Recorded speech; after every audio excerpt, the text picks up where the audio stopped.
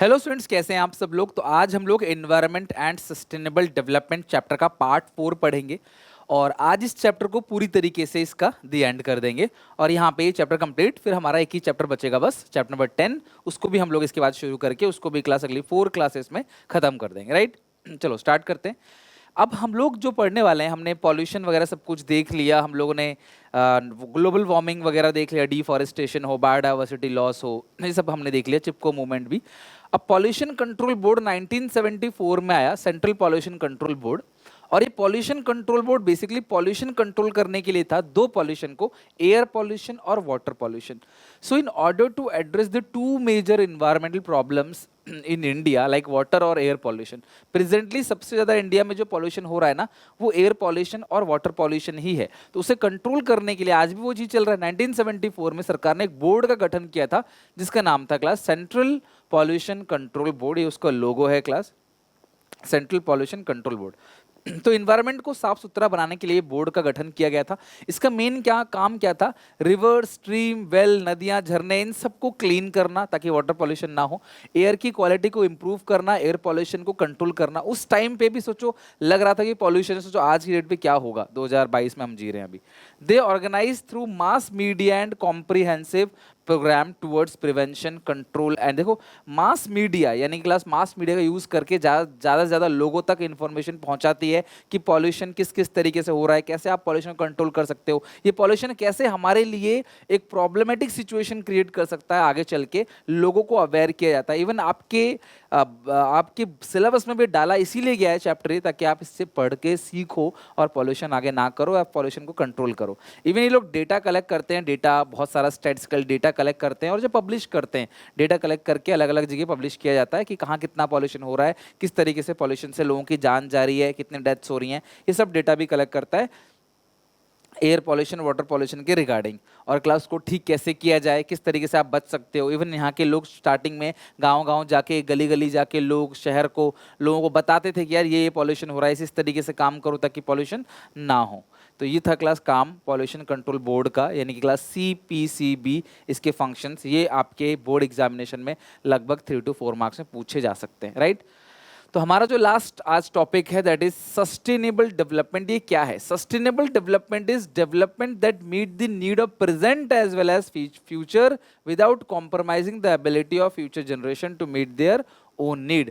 Sustainable development का मतलब क्या है कि जो आज की आपकी नीड है वो आप पूरा करते हो, साथ में आप ये भी देख रहे हो कि आज हम लोग रिसोर्सेस का यूज कर रहे हैं, लेकिन हमारी जो आने वाली पीढ़ी है, जो नेक्स्ट जनरेशन है, क्या वो रिसोर्सेस का यूज कर पाएगी? This is called sustainable development. So sustainable development goal are the collection of 17 global goals designed to be blueprint to achieve a better, more sustainable future for all. The sustainable development goals set by United Nations on 25th of September 2015। 2015 में class लगभग मतलब कि 25 सितंबर को कई सारी countries के लोग आए, यानी कि जो अथॉरिटीज़ थी वो आई, उन्होंने मिला और साइन किया, सबने मिलके क्लास लगभग 193 कंट्रीज़ ने सिग्नेचर किया कि हम सस्टेनेबल डेवलपमेंट को यूज़ करेंगे। सस्टेनेबल डेवलपमेंट का मतलब क्या है कि हम डेवलप तो करेंगे, लेकिन इस तरीके से डेवलप करेंगे कि हमारी जो आगे आने वाली पीढ़ी है उनको रिसोर्सेस मिलें। जैसे हम लोगों ने पेट्रोल खत्म कर दिया, आज से 50 साल बाद नामो निशान मिट जाएगा पेट्रोल का, दिखेगा ही नहीं, तो लोगों को पता भी नहीं लगेगा हाँ पेट्रोल जैसा भी कुछ फ्यूल हुआ करता है। पेट्रोल को मिलियन ऑफ ईयर्स लगते हैं बनने में और हमने क्लास खत्म कर दिया बहुत जल्दी, तो वो कभी दिखेगा ही नहीं। तो सस्टेनेबल डेवलपमेंट का मतलब क्या है कि जो फ्यूचर जनरेशन है उनको पेड़ पौधे, नदियाँ, झरने, बर्फ, बारिश, ये सब दिखना चाहिए, राइट। ये सब चीज़ें मिलनी चाहिए, जीव जंतु जितने भी हैं वो उनको पता होना चाहिए। हाँ ये नहीं कि यार सन 2022 में ये जीव जंतु खत्म हो गए थे, अब 2050 वाले बोलेंगे वो तो 22 में ही विलुप्त हो गया, अब हम देख नहीं पाएंगे उसको। तो यूनाइटेड नेशन ने क्या किया है, 169 टारगेट और 17 गोल बनाया है, जिस पे सिग्नेचर किए 193 कंट्री ने कि हम इस गोल को अचीव करने की कोशिश करेंगे बाय 2030। ध्यान समझना, कब तक? 2030 तक।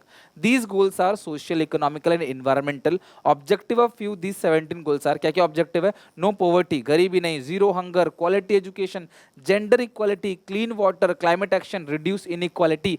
ऐसी सारी चीजों को क्लास, ऐसे 17 गोल बना रखे हैं कि यार हमारे ये गोल है, हम इसे अचीव करेंगे। इन्हीं गोल के तहत इंडिया पेट्रोल की गाड़ियों को धीरे धीरे बंद कर रहा है। बाय 2030 क्लास इलेक्ट्रिक व्हीकल का जमाना चलने लगेगा, इलेक्ट्रिक व्हीकल बहुत ज़्यादा पॉपुलर हो जाएंगे और सब लोग इलेक्ट्रिक व्हीकल खरीदेंगे। अभी से लोग खरीदना स्टार्ट कर रहे हैं, ठीक है, ईवी, जहाँ पे क्लास इलेक्ट्रिसिटी से एक कार चलेगी। फिर इवन हाइड्रोजन फ्यूल को भी इस्तेमाल में लाया जा रहा है धीरे धीरे, और उससे भी क्लास काफ़ी ज़्यादा पॉल्यूशन हम लोग कंट्रोल कर सकते हैं। मैं ये नहीं कह रहा कि पॉल्यूशन बिल्कुल खत्म हो जाएगा, बिकॉज इलेक्ट्रिसिटी व्हीकल से इलेक्ट्रिसिटी के लिए पॉल्यूशन, इलेक्ट्रिसिटी बनाने के लिए पॉल्यूशन होगा, लेकिन उतना नहीं होगा जितना क्लास अभी पेट्रोल से हो रहा है।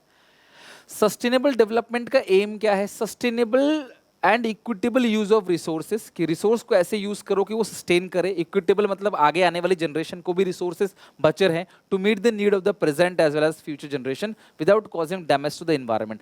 आप डेवलप करो लेकिन एनवायरनमेंट को डैमेज मत करो। बहुत सारे एग्जाम्पल्स, मैं ये नहीं कह रहा कि आप ग्रोथ मत करो, इवन सस्टेनेबल डेवलपमेंट ये नहीं कहता कि आप ग्रोथ मत करो, बैलगाड़ी चलाओ, आप गाड़ियां मत चलाओ, ऐसा नहीं कहता। ये कहता है जहाँ पे संसाधन रिसोर्सेज को बचाया जा सकता है, वेस्ट नहीं किया जा सकता, बचाया जा सकता है, वो आप काम करो। लाइक आप एक पंखे में बैठे हो तो दूसरा पंखा चल रहा है, तो आप उसे बंद कर सकते हो जाके। आप पानी लीक हो रहा है, आप उसे ठीक कर सकते हो। आपको एक बल्ब से काम हो जाता है तो आपको 5 बल्ब जलाने की जरूरत नहीं है। आप 2 लोग एक ही जगह जा रहे हो तो 2 गाड़ी में ना जाके एक ही गाड़ी में चलो। जनरेटर का यूज ना करके आप लोग क्या सनलाइट से सोलर एनर्जी का यूज कर सकते हो। मैं यहाँ पे ये कहीं नहीं कहता कि आप ग्रोथ मत करो, आगे मत बढ़ो, आप आगे बढ़ो, लेकिन आप अपने फ्यूचर जनरेशन के बारे में भी सोच के चलो कि आगे आने वाली पीढ़ी तक को रिसोर्सेज बच जाएं, to prevent further damage to our life support system. तो भैया हमारा जो लाइफ सपोर्ट सिस्टम है ना, उसको डैमेज ना पहुंचे, ये भी सस्टेनेबल डेवलपमेंट का एम है। To conserve and nurture the biodiversity, हर प्रजाति का जिंदा रहना जरूरी है। आपको पता है ना क्लास, हर प्रजाति इक्वल है, हर जीव जंतु का जिंदा रहना जरूरी है, right. And other resources for long term food security, तभी लॉन्ग टर्म फूड सिक्योरिटी होगी। सबका जिंदा रहना, बायो ये जो फूड चेन है ना, इसमें कोई भी ब्रेक आया तो इससे सबको नुकसान होगा, इवन हमको भी। Okay, strategies for sustainable development. Sustainable development does not suggest slow down the process of growth. ये नहीं कहता slow down कर लो and development. It only suggests कि आप resources का optimum utilization करो, उसका waste मत करो, in such a manner that economic growth is sustained and our future generation will not suffer. ताकि हमारी जो आगे की पीढ़ी है, हम इतना ज़्यादा pollution करके हम तो मर जाएंगे, हमारे आगे आने वाली पीढ़ी क्लास जूझती रहेगी उससे, वो नहीं करना हमको। These are the following strategies for achieving sustainable development. कुछ स्ट्रेटेजीज हैं जिनसे क्लास हम सस्टेनेबल डेवलपमेंट को अचीव कर सकते हैं, यानी कि हम ऐसा डेवलपमेंट कर सकते हैं जिससे हम डेवलप भी करेंगे, ग्रोथ भी होगा और हमारे संसाधन इतने ज़्यादा वेस्ट नहीं होंगे और आगे आने वाली जनरेशन को सेफ रहेगा, वो चीज़ें मिल जाएंगी, उनको रिस्क नहीं रहेगा कि वो सब चीज़ हमारे पूर्वजों ने इस्तेमाल कर लिया, ख़त्म कर दिया। तो सबसे पहला, कन्वेंशनल सोर्स को ना यूज़ करके non conventional source of energy का यूज़ करें। Non conventional source of energy का मतलब क्या होता है क्लास? बेसिकली वो सोर्स ऑफ एनर्जी जो नए टाइम पे डिस्कवर हुई है, वो बहुत पुरानी नहीं है। जैसे मैं बता दूं आपको, विंड एनर्जी है ना, सोलर एनर्जी, ये सब चीज़ें क्लास नई हैं, आप इनका यूज़ करो rather than fossil fuel, coal, petrol, इनका यूज़ करते हो तो वो कन्वेंशनल है। Conventional source of energy are the natural energy resources which are regularly use for many years and are fuel produce heat, light, food and electricity, इनसे ये सब बनाया जाता है। लेकिन इसकी सबसे बड़ी प्रॉब्लम पता है क्या है? इससे बहुत ज़्यादा पॉल्यूशन होता है। फायरवुड, लकड़ियाँ जलाई जाती हैं, फॉसिल फ्यूल, काउ डंग, उपले वगैरह बनाए जाते हैं, गाँव के और भैंस के क्लास जो गोबर होता है उनसे। These fossil fuel are coal, petroleum and natural gas. The major disadvantage of these conventional sources of energy is that they cause high pollution. इससे बहुत ज़्यादा पॉल्यूशन होता है। Burning of firewood and fossil fuel यानी कि class कोयला result in air pollution. This is avoided by using the non-conventional sources. The energy derived from wind energy, tides, जो समंदर की लहरें होती हैं, जहाँ तेज लहरें आती हैं, उससे बिजली बनाया जाता है। सन हो गया, जियो सन से तो आपको पता है सोलर एनर्जी आता है, जियोकेमिकल, हीट, बायोमास, इस ट्रीडर्स non conventional sources of energy. All these sources are renewable. आप इसे खत्म भी नहीं होगा, डर भी नहीं खत्म हो जाएगा, और ये इन्वायरमेंटल फ्रेंडली है, इन्वायरमेंट को नुकसान नहीं पहुंचाएगा। So wind power and solar rays are totally free from pollution. Wind power और सोलर रेज, बड़े बड़े पंखे देखे होंगे आपने जो क्लास घूमता है, बिजली प्रोड्यूस होता है, मूवीज वगैरह में उसका यूज किया जाता है, और सनलाइट, तो इससे बहुत जो है पॉल्यूशन काफ़ी कम होता है, मतलब ना के बराबर, बिल्कुल free from pollution. We can use this to produce clean from form of energy without any wastage. और ये इजीली अवेलेबल भी है, खत्म भी नहीं होगा, पॉल्यूशन भी नहीं करेगा। इवन महाराष्ट्र में जितने भी रोड में स्ट्रीट लाइट्स हैं, उनके ऊपर क्लास स्ट्रीट लाइट जो होती है ना, स्ट्रीट लाइट आप देखते हो ना क्लास, उनके ऊपर सोलर पैनल लगा रखा है, तो उससे दिन में चार्ज होता है, रात में लाइट जलती है और क्लास बिल्कुल पॉल्यूशन नहीं होता वहाँ। मतलब मैं ये नहीं कह रहा पॉल्यूशन नहीं होता, बट कुछ तो कंट्रोल होता है ना, कुछ तो उससे फायदा होगा। ये class wind energy, biomass energy, geothermal energy, tidal energy, solar energy, ये सब class non conventional energy solutions हैं, सोर्सेस हैं। इनको अगर हम यूज़ करें तो उससे क्लास पॉल्यूशन बहुत कम होगा और आगे आने वाली पीढ़ी को क्लास सारी चीज़ें मिलेंगी। हम उतना टेम्परेचर बढ़ा के नहीं देंगे उनको। लाइक आज से 50 साल पहले जो पैदा हुए थे उनका एवरेज टेम्परेचर क्लास 40-42 था, आज एवरेज टेम्परेचर लगभग 50 है। अब कल को क्या पता, मतलब 47-48 है, कल को 50-52 टेम्परेचर तक पहुंचेगा, तो वो क्या करेंगे फिर वो और एसी खरीदेंगे तो फिर और ज़्यादा पॉल्यूशन होगा। मजबूरी है, क्या करें, फंस गया ना वो तो बिल्कुल।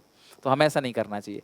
क्लीनर फ्यूल, सीएनजी, एलपीजी, गोबर गैस, इनका इस्तेमाल करो, राइट। हम लोग को क्लीनर फ्यूल यूज करना चाहिए। In rural area household generally use लकड़ियाँ, cow cake, cow dung cake हो गया, या in other biomass fuel. This leads to deforestation, लकड़ियाँ काटी जाती हैं, जंगल काटे जाते हैं, एयर पॉल्यूशन होता है। गोबर गैस, ठीक है, गोबर gas and LPG is promoted to reduce air pollution.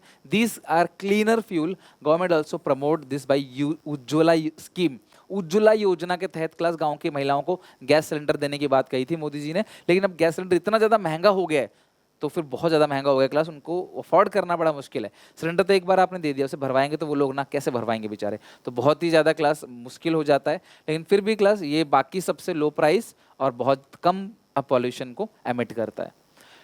Shift to organic farming, organic farming में पढ़ा चुका हूँ क्लास आपको, सेम वही चीज़ है कि अगर हम ऑर्गेनिक फार्मिंग करते हैं तो केमिकल फर्टिलाइजर वगैरह का यूज़ नहीं करेंगे, इंसेक्टिसाइड पेस्टिसाइड का कम इस्तेमाल करेंगे, ना के बराबर, जिससे क्लास पॉल्यूशन कम होगा, एयर पॉल्यूशन, वाटर पॉल्यूशन इससे नहीं होगा। तो ये हम ऑर्गेनिक फार्मिंग पे भी शिफ्ट कर सकते हैं, उससे क्लास फूड भी हमें अच्छा मिलेगा और हमारे एनवायरनमेंट को भी नुकसान नहीं पहुंचेगा। ऑर्गेनिक फार्मिंग करने से वो हमेशा सॉइल हेल्थ की बात करता है, ना कि प्लांट हेल्थ की। तो इससे क्लास जो है वो लोग जो खाएंगे उसे हेल्दी खाना भी खाएंगे, टेस्टी खाना भी खाएंगे। तो ऑर्गेनिक फार्मिंग का भी हम यूज कर सकते हैं, वही लिखा हुआ है क्लास, आप आराम से रीड कर सकते हो। Farmer should switch over to the organic farming which focus on soil health rather than the plant health. Organic farming avoid the use of chemical fertilizer, pesticide and insecticides. It rely upon crop rotation, animal manure, natural green manure. ये class green manure पे depend करता है, जिसकी वजह से class pollution नहीं होता है, लोग इसे खा के बीमार भी नहीं पड़ते। और ऊपर से अगर आप ऑर्गेनिक फार्मिंग करोगे तो जो आसपास के कीड़े मकोड़े या फिर आप समझ लो कि जो पंछी है, जीव जंतु है, उनको भी नुकसान नहीं होगा, वो जहर थोड़ी खाएंगे। और जो आप अगर छिड़क रहे हो उसे तो आपको बीमारी ही पड़ती है, आपको बीमार हो जाते हैं लोग, पूरा मुंह बांध के छिड़कते हैं यूरिया वगैरह। तो यार वो सबसे आप भी बचे रहोगे, सबके लिए फायदा है, जो आसपास रहते हैं लोग उनके लिए भी फायदा है और आपके लिए भी फायदा है। अगला है establishment of mini hydel plant. Basically पहाड़ी एरिया में ना इतना प्लेन एरिया नहीं मिलता पहाड़ों में, जिसकी वजह से क्लास वहाँ पे पूरा वो लगवा के ट्रांसफार्मर वगैरह लगवा के खंबे गाड़ के बिजली से तार पहुँचाया जाए, बड़ा मुश्किल हो जाता है पहाड़ों में। तो पहाड़ों में जहाँ जहाँ थोड़ा थोड़ा पानी गिरता है ना, ऊपर से आ रहा होता है, झरने बहुत होते हैं पहाड़ों में, तो क्लास वहाँ पे प्लांट लगाया जाता है और वहाँ से बिजली बनाई जाती है। इसको बोलते हैं हाइडल पावर प्लांट, ठीक है। In mountain region streams can be found everywhere. Mini hydel plant are the energy used to class produce energy in small turbines. The turbine generate electricity. आपको टर्बाइन घुमाई जाती है, they generate enough power to meet the local demand. तो आसपास के जो लोग होते हैं उनकी डिमांड पूरा करने के लिए उसे किया था। Moreover, large scale transmission tower and cable are also not required in such plant. तो बहुत ज़्यादा पावर जो होते हैं ना क्लास, खंबे वगैरह होते हैं और वो टावर लगे होते हैं बहुत ज़्यादा। रेलवे स्टेशन, कभी आप रेल से गए हो कभी भी कहीं पे, तो आप देखो रास्ते में खेतों के बीच में बहुत बड़े बड़े टावर लगे होते हैं, बिजली सप्लाई हो रही होती है तारों से, वो सब काम यहाँ करने की जरूरत नहीं पड़ती पहाड़ों में। अगला है विंड पावर। देखो इसी की बात कर रहा था मैं। कई कई एरिया ऐसा है क्लास इंडिया का, पूरे वर्ल्ड का, जहाँ बहुत तेज तेज हवाएं चलती हैं, बहुत तेज हवा चलती है।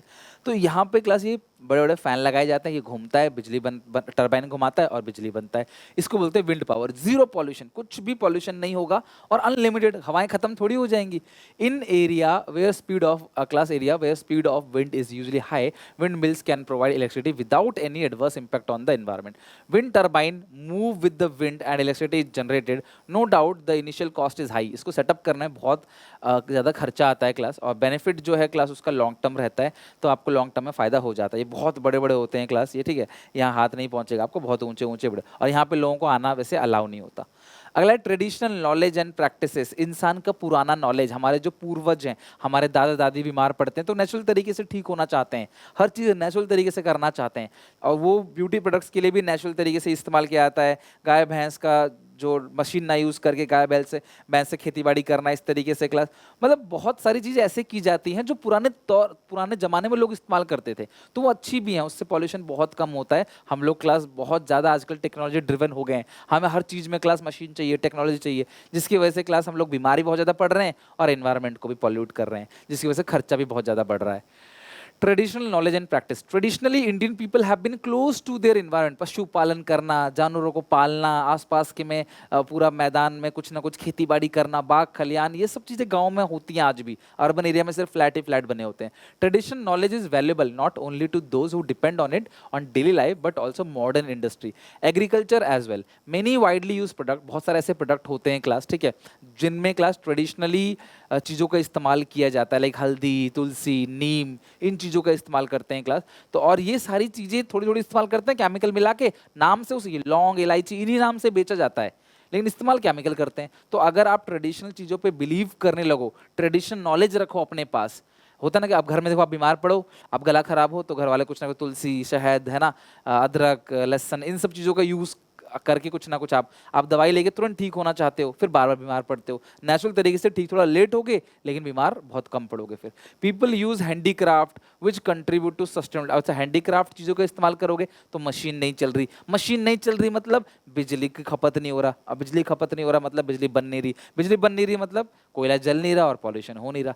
जितना ज़्यादा मशीन पे डिपेंड करोगे उतना आज आप देखो, आप जहाँ भी बैठे हो, आप एक बार चारों तरफ नजर हिला के देखो, कितनी सारी ऐसी चीज़ें हैं आपके सामने का मोबाइल फ़ोन हो चाहे कोई भी बहुत सारी चीज़ जो आप बिजली से इस्तेमाल करते हो, और आपको 24 घंटा बिजली चाहिए, 24 घंटा कहीं बिजली बनेगा, 24 घंटा कोयला जलेगा, सोचो कितना पॉल्यूशन होगा। आज आपको धीरे धीरे पता नहीं पड़ेगा, अगले 5-10 साल में आपको क्लास लेगा, इतनी गर्मी बढ़ गई। आप देखो बचपन में इतनी कम गर्मी थी, बिना एसी के रह लेते थे, अब एसी चाहिए, क्यों? गर्मी भी बढ़ गई बहुत ज़्यादा। ये सब class traditional practice and knowledge है। Aware to conserve natural resources, लोगों को अवेयर करो, लोगों को ज्ञान बांटो कि भैया नेचुरल रिसोर्सेस का कंजर्व करो, उनको वेस्टेज मत करो बिल्कुल भी।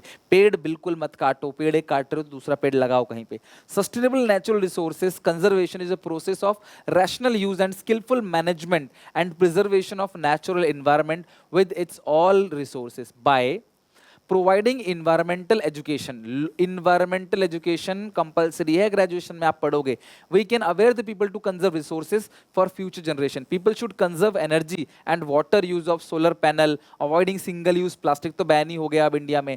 Government should use various steps to aware people in few colleges. अब तो सभी कॉलेजेस में इन्वायरमेंटल स्टडीज जो है वो एक कंपलसरी सब्जेक्ट हो गया। ईवीएस आपने छोटी क्लास में पढ़ा होगा, बच्चे छोटी क्लास में पढ़ते हैं, जिससे लोगों को अवेयर किया जाता है, लोगों को बताया जाता है कि क्या फायदा है प्योर वाटर और एयर। हमने पानी पूरा खराब कर दिया। क्या अब आप डायरेक्टली पानी पीते हो नल से निकाल के? शायद नहीं, आप बोतल वाला पानी यूज करते हो, या फिर आपके घर पे एक ग्लास पानी बोतल देने वाला आता होगा, या आरओ लगा होगा आपके घर पे। मतलब पानी हमने दूषित कर दिया कि हम डायरेक्टली पानी पी नहीं पाते। कई जगह पीने का पानी मिलता नहीं, लोग लड़ाई झगड़ा करते हैं, ग्लास पानी सुबह सुबह आता है देने के लिए, बड़ी बहुत ही गंदी हालत है। तो पानी तो हमने वेस्ट कर दिया, हवा भी धीरे धीरे पॉल्यूट हो रहा है। कई कई कंट्री में जैसे बीजिंग के अंदर लोग जो है मास्क लगा के घूमते हैं, कोविड से पहले ही हवा इतनी दूषित हो गई। तो वो जमाना दूर नहीं जब कुछ टाइम बाद हम लोग मास्क लगा के सब लोग घूमेंगे, हर जगह हवा इतनी दूषित हो गई है। घर के अंदर एयर प्यूरीफायर बिकने लगा है, पहले वाटर प्यूरीफायर आया, लोग कहते थे यार कौन वाटर प्यूरीफायर यूज करेगा, आज हर कोई वाटर प्यूरीफायर यूज कर रहा है। अब घर पे एयर प्यूरीफायर आने लगा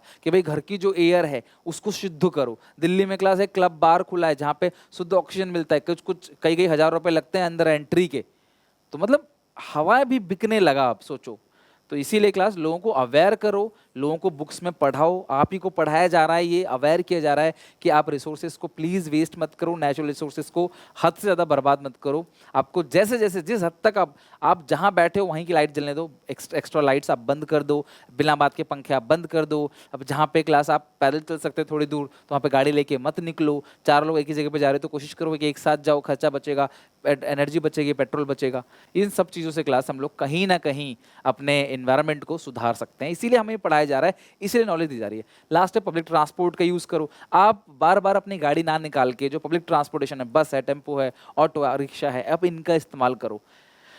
पर हमारे कंट्री में क्या, छोटे हो जाएंगे भाई, भीड़ में बैठेंगे तो इज्जत खराब हो जाएगी, अपनी गाड़ी में शौक से निकलेंगे। तो ये सब सोच जो है ना हम लोगों की बहुत पीछे, धीरे धीरे हम डेवलप करेंगे तब हमारी सोच सुधरेगी, पर तब तक बहुत कुछ हम खो चुके होंगे। Public transportation is system of buses, sharing, taxis, train etcetera the run according to series of plan. उनका प्लान होता है कि अभी इतने बजे आएगा, इतने बजे बस आती है, उस हिसाब से। गांव में तो बस का एक दिन का रूट एक ही रहता है, एक दिन भर में यहाँ पे एक ही बस आएगी, लोगों को उसी में जाना है। ठीक है, तो अगर अगर हमारी कंट्री सड़क अच्छी बना दे, इन बसों में लिमिट कर दे कि भाई इतने लोग ही होंगे, ये नहीं कि अब भरे जा रहे हैं बस वाले ज़्यादा से ज़्यादा, एक्सीडेंट के चांसेस कम होंगे, सही तरीके से चलाएं, तो आई थिंक अगर अच्छे से अगर इंफ्रास्ट्रक्चर बनेगा तो लोग यूटिलाइज करेंगे पब्लिक ट्रांसपोर्टेशन का। अगर अपने दिमाग से निकाल दे कि हाँ मैं बस में बैठा हूँ तो मैं छोटा नहीं हो गया, गरीब नहीं हो गया, तो शायद क्लास से चीज़ें बेहतर हो सकती हैं। This public transportation are economical, सस्ता पड़ेगा आपको, कंफर्टेबल रहेगा, और rapid sir reduce pollution and less road jam भी कम रहेगा, पॉल्यूशन भी कम होगा। Government should extend the metro, government को मेट्रो को सब अर्बन एरिया से रूरल एरिया तक भी ले जाना चाहिए। आज हमारे यहाँ हर जगह मेट्रो नहीं है, सिर्फ मेट्रोपोलियन सिटी में मेट्रो है, धीरे धीरे मेट्रो क्लास हर जगह जाए। ठीक है, आजकल अगर हम देखें तो प्राइवेट कार की बहुत ज़्यादा ट्रैफिक हो रहा है, 22 गाड़ी लगभग 1000 लोग रखते हैं, 1000 लोगों के पास 22 गाड़ी है, नीति आयोग कहता है, जो कि बहुत बड़ा रेशियो है। ज़्यादा गाड़ी का मतलब ज़्यादा जाम, ज़्यादा पॉल्यूशन।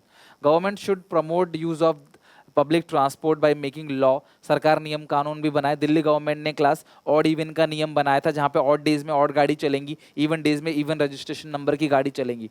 तो हफ्ते में आप 3 दिन ही गाड़ी को बाहर निकाल के ले जा सकते हो, बाकी आप लेके नहीं जा सकते। इससे होगा क्या कि भीड़ कम, पॉल्यूशन कम होगी। लेकिन क्लासेस को कुछ दिन बाद हटा दिया गया, लोगों ने इसको पसंद नहीं किया कि हमारी गाड़ी है फिर भी हम ओला उबर में जा रहे हैं, भीड़ में जा रहे हैं, तो इसे हटा दिया गया। और क्लास सरकार ने उस टाइम पे कुछ दिन के लिए चलाया था, कुछ हफ्ते के लिए, जिसकी वजह से क्लास 4000 का चालान भी रखा था कि जो इसको फॉलो नहीं करेगा 4000 का चालान। तो अगर मेरी गाड़ी का नंबर ऑड है, लास्ट ऑड डिजिट है, तो भाई ऑड डे पे निकालूंगा, इवन है तो इवन डे पे निकालूंगा, अगर मैंने वैसे अलग से निकाला तो फाइन लगेगा। अब हुआ क्या, 1986 में इन्वायरमेंटल प्रोटेक्शन एक्ट जो है वो इनेक्ट कर दिया गया, मतलब लागू कर दिया गया, पार्लियामेंट ऑफ इंडिया में पास हो गया। क्यों? क्योंकि भोपाल, जो बच्चे एमपी में रहते हैं उन्हें पक्का पता होगा, बट हर एक इंडिया के बच्चों को पता होना चाहिए, भोपाल में गैस ट्रेजेडी हुई क्लास 3 दिसंबर 1984 रात को। ठीक है, एक यूनियन कार्बाइड कंपनी है, उसमें क्लास मिथानॉल आइसोटैनेट ऐसा करके कुछ है, साइंस वालों को ज़्यादा पता होगा, मुझे इतना आइडिया नहीं है क्लास, ऐसा करके कुछ है केमिकल जो लीक हो गया, मतलब लगभग कितना 30 टन केमिकल जो है वो लीक हो गया, जिसकी वजह से लगभग 15,000 लोगों की इंस्टेंट डेथ हो गई। इतना बुरा, इसकी आप इमेजेस देखोगे ना यूट्यूब पे या फिर गूगल पे सर्च करके, तुम्हारी रूह कांप उठेगी, इतनी गंदी मौत हुई लोगों की, लगभग 6 लाख लोग अफेक्ट हो गए क्लास। ये बहुत बड़ा हिस्ट्री का डिजास्टर माना जाता है इंडिया का, जैसे एक चेरनोबिल डिजास्टर हुआ था, लेकिन मौत उसमें कम, इसमें बहुत ज़्यादा मौत हुई थी। लगभग 6 लाख लोग जो है अफेक्ट हुए थे, 15,000 लोग। यानी कि आज की पीढ़ियाँ भी जो है लगड़े लूले पैदा होते हैं, बहुत फिजिकल दिक्कत होती है, इस केमिकल की वजह से इतना नुकसान हुआ था। लोग इस केमिकल की वजह से खड़े खड़े लोग जो है मर जाते थे, छोटे बच्चों को बहुत इफेक्ट हुआ। तो 1984 में जब ऐसा हुआ तब जाके सरकार जागी, सरकार की आंख खुली, और 1986 में सरकार ने एक एक्ट बनाया जिसका नाम है इन्वायरमेंट प्रोटेक्शन एक्ट 1986। खैर ये सारी बातें क्लास में आपको नॉलेज के लिए बताई है, ताकि आपके अपने आंसर्स में करंट अफेयर्स डाल के आप अपने आंसर्स को और बेहतर बना सकते हो, ताकि पढ़ने वाले को लगे कि हाँ बच्चे को आंसर सिर्फ बुकिश नहीं पता, उसे रियल लाइफ की चीज़ें भी कुछ कुछ पता है। आज फाइनली हमने 4 पार्ट के अंदर इस चैप्टर को A to Z पूरा खत्म कर दिया। आई होप आप लोगों को भी चैप्टर पूरा अच्छे समझ आया होगा। अगर रियली में आप मुझे अप्रिशिएट करना चाहते हो, अपने क्लास के एक एक बच्चे को बोलो, तुम्हें कहीं कुछ भी और फॉलो करने की जरूरत नहीं है, सिर्फ अपने चैनल पे दिन रात मेहनत करके टिल बोर्ड एग्जामिनेशन 2023 तक, ये बिल्कुल मतलब जब तक सांसें हैं तब तक प्रॉमिस कर रहा हूँ क्लास मेहनत करता जाऊंगा। पिछले साल इतने बच्चे सेटिस्फाई हुए, आप कभी भी रिव्यूज देखना, पिछले साल जो मैंने पेपर में वीडियोस डाली थी उनके कमेंट्स देखना, कितना बेनिफिट मिला बच्चों को। और डेफिनेटली क्लास आपके लिए उससे ज़्यादा मेहनत करूंगा और अच्छे से क्लास आप बस सपोर्ट करो, लाइक शेयर करा करो। जितने ज़्यादा बच्चे आएंगे देखेंगे क्लास, शायद उतना ही ज़्यादा मोटिवेशन, उतनी ज़्यादा रिस्पॉन्सिबिलिटी मेरे ऊपर होगी और अच्छा करने की। मिलते हैं नेक्स्ट वीडियो में। यहाँ अकाउंट और BST के प्लेलिस्ट अटैच कर रहा हूँ, इसको भी देखो। अगर तुम्हें कल को अपना रिजल्ट अच्छा देखना है तो उसकी मेहनत आज से अभी से शुरू कर दो, जब जागो तब सवेरा, अभी से मेहनत कर दो और शेयर करो वीडियो को सारे दोस्तों में कि यार देखो सर करा रहे हैं, बस हमें बैठ के करना है। कोई डाउट कोई दिक्कत हो कमेंट सेक्शन में पूछो। मिलते हैं नेक्स्ट वीडियो में, ठीक है।